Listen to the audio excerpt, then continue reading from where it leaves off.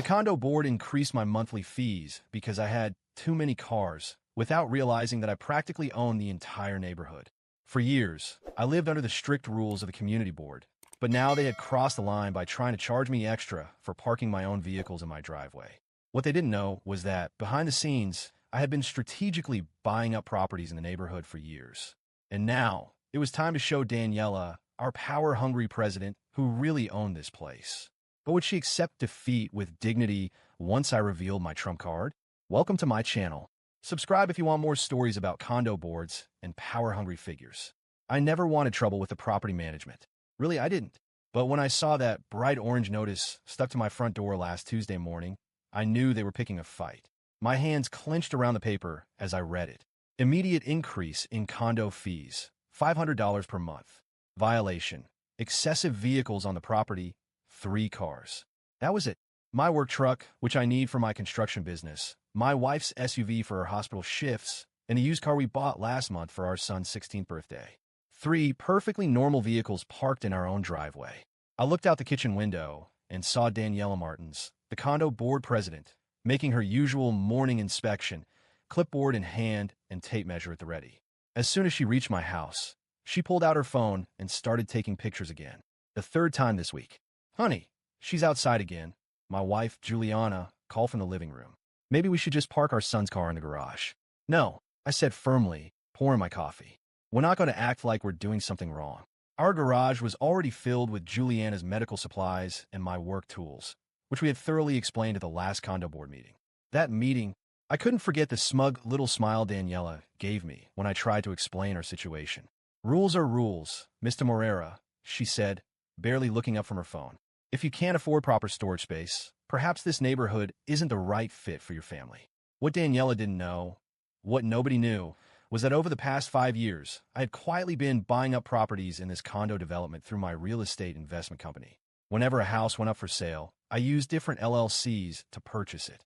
At first, it was just a smart investment strategy, but now, it had become something much bigger.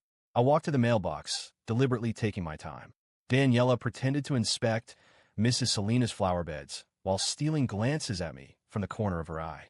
Poor Mrs. Selena. Last month, she was fined because her plants were too colorful and didn't match the neighborhood's aesthetic. My phone buzzed with a message from my lawyer. Final purchase completed. You now own 67% of the condo properties. I smiled, slipping my phone back into my pocket just as Daniela marched toward me, clutching her clipboard against her chest. Mr. Morera, she called, her voice sugary sweet. I assume you received our notice regarding the vehicle violation. I did. And actually, I have some questions about the legal basis for this fee increase. I kept my voice calm and professional. She waved a hand dismissively. The condo board has full authority to implement fees as needed.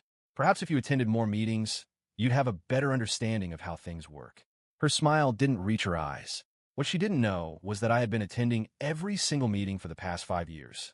Through representatives from the other properties I owned, I had silently documented every instance of her selective enforcement, every questionable fee, every abuse of power. As she turned to walk away, her expensive heels clicking against the pavement, she called over her shoulder. Oh, and the board has scheduled an emergency meeting tonight at 7 o'clock sharp. We'll be discussing additional measures for problematic properties. I watched her leave, then pulled out my phone to text my lawyer. Time to prepare those documents. Daniela is making her move tonight. Just then, my son's car pulled into the driveway, and I saw Daniela stop to take more pictures. My blood boiled, but I stayed composed. Tonight would change everything in this neighborhood. But first, I had some calls to make. I walked back inside and spread out the property maps across the table, each lot carefully highlighted and coded. 5 years of meticulous planning, gathering evidence, watching Daniela's reign of terror over the condo board grow worse and worse. Tonight, she would realize that her biggest mistake wasn't just targeting my family. It was underestimating exactly who she was dealing with. My phone rang. It was Mrs. Selena from across the street, crying over yet another ridiculous violation notice. As I listened to her frustration, my eyes landed on a framed picture on the wall. My father, standing proudly in front of his first house, before an oppressive condo board forced him to sell at a loss. 20 years ago, he taught me to play the long game, to fight smart, not angry. I glanced at the clock. 6 hours until the meeting. Daniela wanted to play hardball over a few cars in my driveway. She had no idea what was coming. I walked into the community center's meeting room and could feel the tension in the air the moment I stepped inside. Every seat was occupied by neighbors I had known for years, sitting shoulder to shoulder, murmuring among themselves. Daniela had really outdone herself this time. She had even hired a professional photographer to take pictures of my driveway from multiple angles, making 3 perfectly normal cars look like some kind of illegal parking lot. "Let's begin," Daniela announced, striking her shiny pink gavel against the podium. She had scheduled this emergency meeting for a Tuesday night, fully aware that most working families would struggle to attend.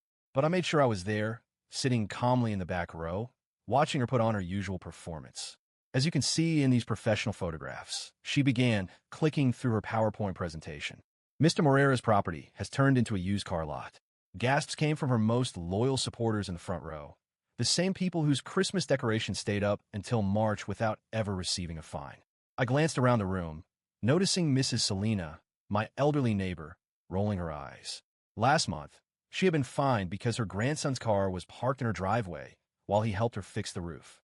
Mr. Chun, the high school science teacher, was taking furious notes. He had received a violation notice because his car had been slightly outside his driveway line during the last snowstorm. Daniela moved to the next slide, displaying an enlarged photo of my son's car. "This vehicle has been parked in the same spot for over 48 hours. Of course, she conveniently left out the fact that my son had come home from college for the weekend. The meeting dragged on as Daniela presented her so-called evidence, charts showing the decline in property values, complaint from anonymous neighbors, most likely her friends, and even weather reports suggesting that my cars were causing excessive snow buildup on the street. Furthermore, she continued, pulling out a thick folder, "I have documented every instance of vehicles entering and leaving Mr. Morera's property over the past 3 months." My eyebrows shot up. Had she been tracking my family's movements? Several neighbors shifted uncomfortably in their seats. That's when Juliana Freitas, my next-door neighbor, stood up. "Daniela, isn't this a little extreme? They're just normal cars in a normal driveway." Daniela's face turned red before she snapped. "You're out of order. You have not been recognized by the chair." I watched as her husband, Robert, began passing out copies of a new proposed regulation, one that would limit each house to 2 vehicles and require all of them to be parked inside the garage. The sheer absurdity of it almost made me laugh. Almost. Instead, I leaned back in my chair, crossing my arms as I scanned the room. Daniela was so caught up in her cheap theatrics that she hadn't noticed how the atmosphere had shifted. Some neighbors glanced at the papers Robert had handed out with pure disbelief. Others, like Mrs. Selena and Mr. Chun, were clearly holding back frustration. But there was something else. I recognized that uneasy tension, the discomfort of people who had always followed the rules without question but were now beginning to realize something didn't add up. And I knew exactly when to strike. Daniela straightened her posture, adjusting her glasses on her nose as she resumed her speech with that authoritative tone she loved so much. "The committee has extensively discussed the impact that violations like these have on our community. And, as shown in the reports presented, it's clear that Mr. Morera's property is not in compliance with neighborhood standards." She paused dramatically, expecting murmurs of approval, but instead, she was met with silence. Oh, she was starting to notice now.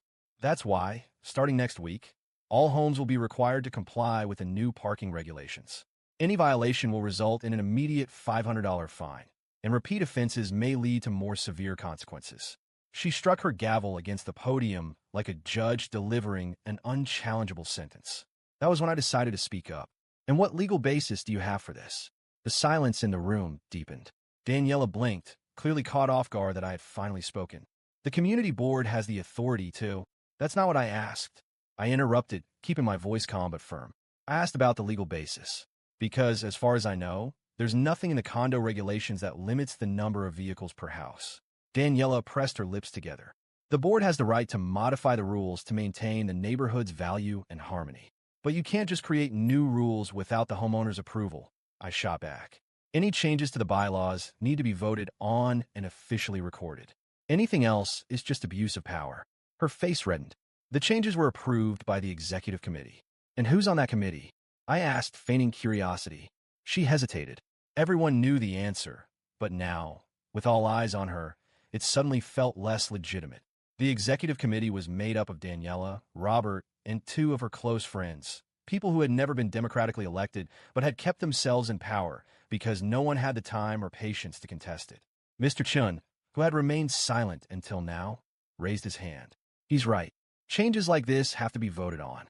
Daniela shot him a sharp look. If we have to vote, we will, she snapped, clenching her teeth. But in the meantime, the rules will take effect. That's not how this works, I continued. If you try to enforce these fines without legal backing, anyone can sue the condo board. More murmurs spread through the room. Daniela realized she was losing control. That was when she did the only thing she knew how to do. She resorted to manipulation. We only want what's best for the community, she said, her voice taking on an artificially sweet tone. Everyone here wants an organized neighborhood, free of violations that lower our property values. Funny you say that, I interrupted, leaning forward.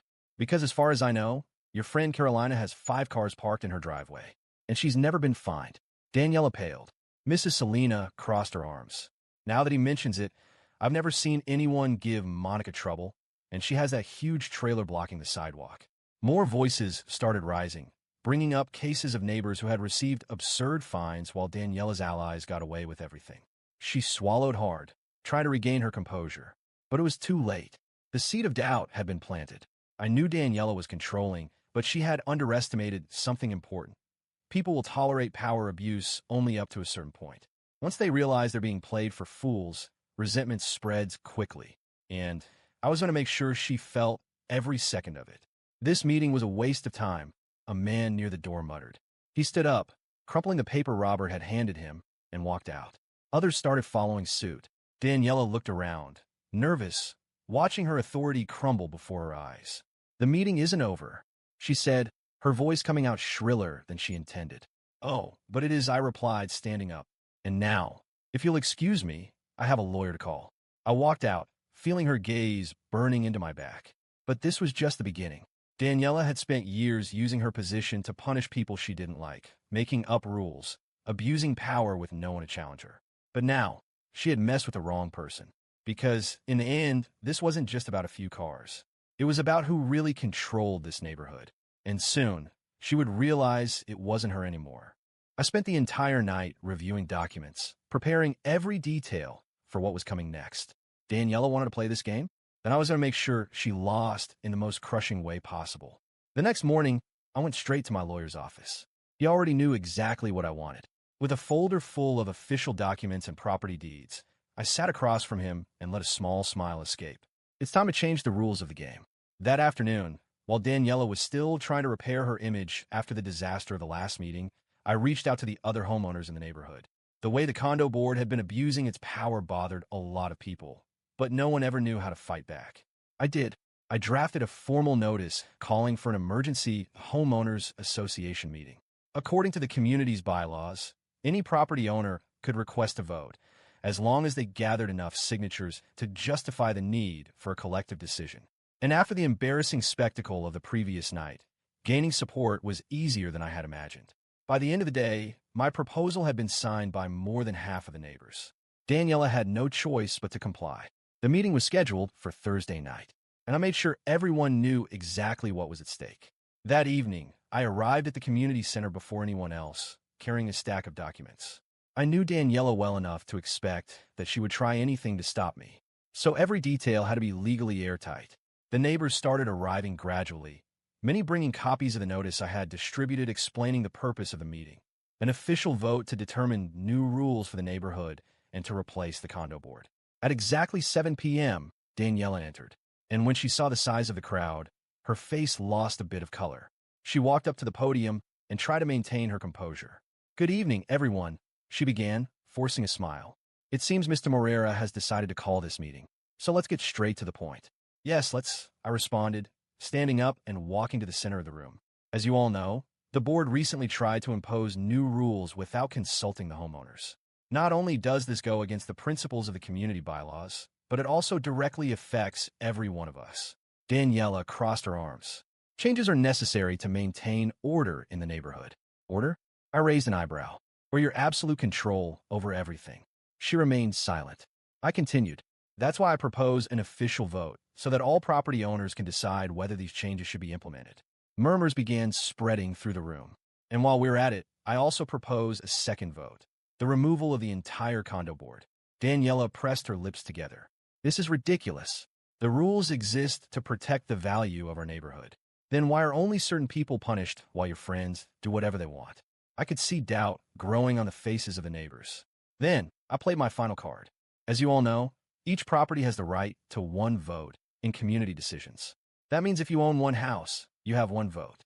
If you own two, you have two votes. Daniela nodded, but hesitantly. That was when I pulled out a thick stack of documents from my folder and began distributing them. What no one knows, I continued as the papers passed from hand to hand, is that over the past 5 years, I have been quietly purchasing properties in this neighborhood, one by one. Daniela frowned. Mr. Chun, who was holding one of the sheets, widened his eyes. Wait, that means... I smiled. Yes, I own 67% of the properties in this neighborhood. A heavy silence fell over the room. Daniela froze. I turned to the neighbors, letting the information sink in. What does this mean? I asked, letting my voice echo through the room. That even if every single one of you votes against me, my decision is still the one that counts.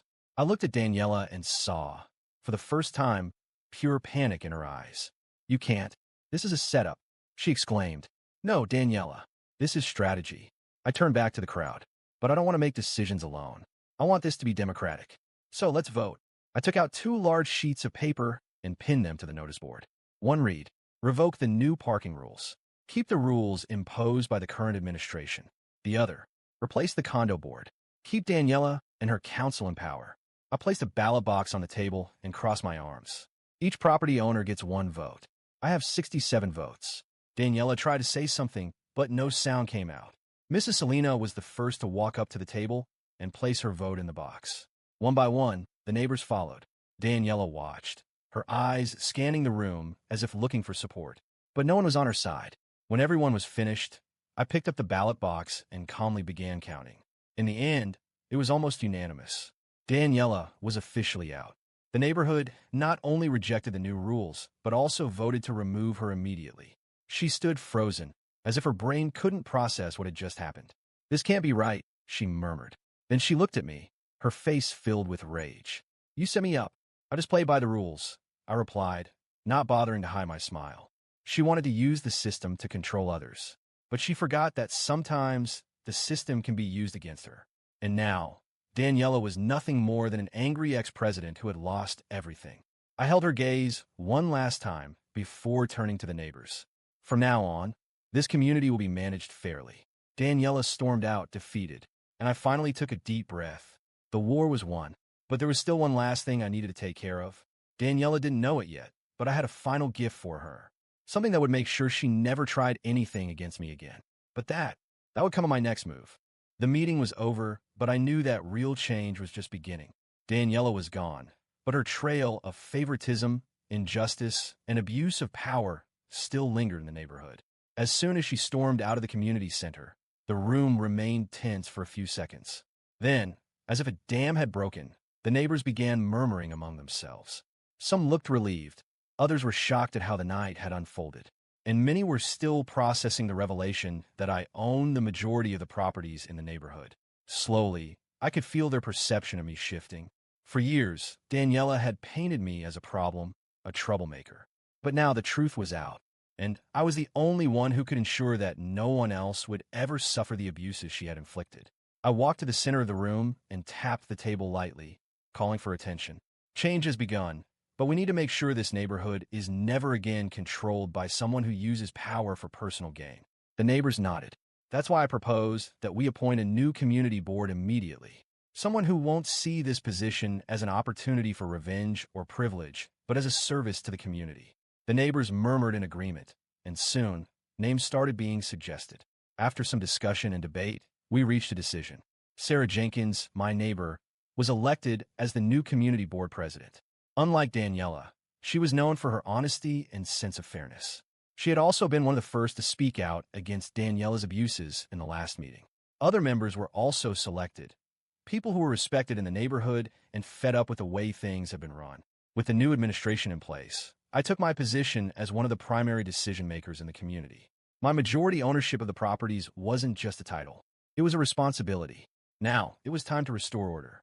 The next morning, I sent an official notice to Daniela. As of that moment, she was formally banned from all homeowners association meetings and was no longer allowed to enter the community without prior approval. She still owned her house, but she had lost all influence over how things were run. She tried to resist. The very next day, she showed up at the community entrance, demanding to be heard. But this time, no one bowed to her demands. When she realized her voice no longer held power, the fury on her face was undeniable. She left, fuming, promising that this wasn't over. But the truth was, there was nothing left for her to do. Her reign was officially over. With the new administration came a period of restructuring. And the first major change was simple. The rules now applied to everyone. The same people who had once been protected by Daniela began feeling the weight of the new system. Carolina, her closest friend, who had 5 cars parked across the sidewalk without ever receiving a fine. Each of her violations now resulted in immediate penalties. Monica, who had been blocking the street with her oversized trailer, ordered to remove it immediately. And it didn't stop there. We conducted a full financial audit of the condo board and uncovered a mess of irregularities, unjustified fines, inflated fees, and unauthorized charges. All of it was revoked. Within a few months, the neighborhood went from a place of selective enforcement and favoritism to a community with fair, balanced management. And most interesting part, Daniela's so-called friends quickly abandoned her. Without the privileges she once granted them, each of them distanced themselves. Some tried to justify their past behavior, while others simply avoided confrontation. But in the end, not a single one of them defended Daniela. Months passed. The neighborhood had never been better managed. Homeowners, once silent, now actively participated in meetings. With the finances stabilized, we even managed to reduce some fees, improving the overall infrastructure of the community. And Daniela? She made several attempts to regain some influence, but none of them worked. One day, I received news that she had put her house up for sale. She couldn't stand living in a place where she was no longer the queen. A few weeks later, she moved away without saying goodbye to anyone. Daniela's empire had fallen, and in its place, we built a fair and just neighborhood. I never had to abuse power like she did. I simply used the rules against the person who had been twisting them for her own gain. And in the end, everything ended exactly as it should have. Over time, the neighborhood returned to what it was always meant to be, a peaceful place where the rules applied to everyone, without favoritism or persecution.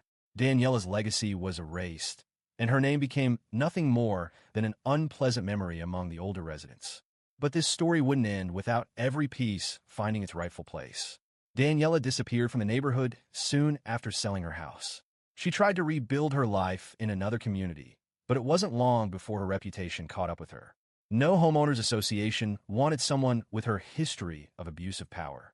Over time, her friendships of convenience faded, and Daniela became just another bitter former president with no influence, no status, and no one to flatter her. From what I heard, she ended up moving to an ordinary neighborhood, where she had no control over anything. Carolina, once one of the biggest beneficiaries of Daniela's corruption, suffered the most from the new administration. Without the favoritism, she was forced to get rid of 3 of her 5 cars, since no one tolerated her taking up public parking spaces anymore. She even tried to convince the new administration to adjust some rules in her favor, but her requests were ignored. Eventually, she sold her house and moved away. Monica, the one who insisted on keeping her massive trailer blocking the sidewalk, didn't fare much better. After receiving multiple notices and fines, she was finally forced to remove it. Without the privileges Daniela had granted her, she had no choice but to start following the rules like everyone else. Despite everything, she remained in the neighborhood, keeping a low profile. Robert, Daniela's submissive husband, tried to remain involved in neighborhood meetings, but without his wife protecting him, it quickly became clear that he had nothing to contribute. Without Daniela to pull the strings, he became irrelevant. A few months later, the two got divorced. Daniela had always needed an environment where she could exert control, and once Robert was of no use to her, she discarded him without hesitation. He still lives in the neighborhood, but keeps to himself, never getting involved in community matters. Sarah Jenkins, on the other hand, thrived as the new head of the Homeowners Association. Under her fair and balanced leadership, the neighborhood became a much better place to live. With her in charge, fees were reduced, finances were reorganized, and improvements were made to the common areas. Her name became synonymous with competence and integrity. She remained in her position for a few years before passing the role to someone equally trustworthy, continuing to be one of the most respected residents. Mr. Chun, who had once been harassed and unfairly fined by Daniela, became one of the biggest beneficiaries of the new system. He now plays an active role in the community meetings and is a member of the neighborhood's oversight committee. The same man who was once targeted by unjust fines now has the authority to ensure no one else goes through what he endured. Mrs. Selena, our elderly neighbor who had been fined for something as ridiculous as the color of her flowers, was finally able to live in peace. Once all the absurd penalties were revoked, she could keep her garden exactly as she wanted. Never again did she have to worry about someone inspecting her plants. And as for me, I could have taken over as president of the Homeowners Association if I had wanted to, but that was never my goal. My role was to ensure Daniela lost everything she had used to manipulate others. And once I accomplished that, I left the administration in the hands of those who genuinely wanted to make the community better. But I still kept an eye on things. My majority ownership of the neighborhood properties never changed. Over time, I sold some homes to residents who truly wanted to be part of the community. But I always kept enough properties to ensure that if another Daniela ever emerged, I'd be ready to act. Years passed, and the neighborhood became exactly what it should have been from the start. No tyranny, no favoritism, just a place where the rules applied to everyone. Daniela tried to turn the neighborhood into her personal kingdom. But in the end, she was the one who ended up banished. And what remained was a united community, with no space left for small-time dictators. That was the true ending to this story.